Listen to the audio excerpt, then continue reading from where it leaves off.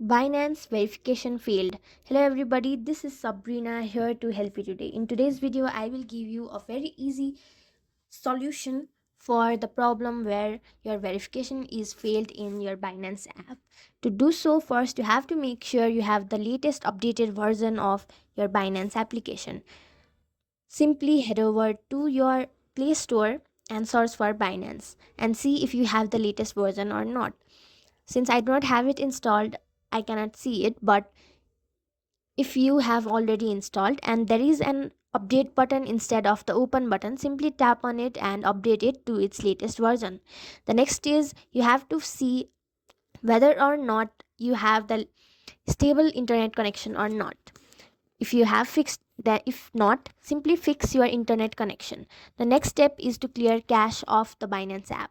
To do so, head over to settings, then go to apps,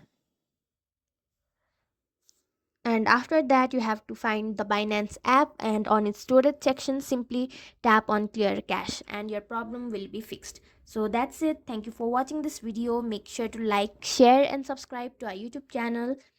If you got any question, comment them down and I'll catch you in the next one.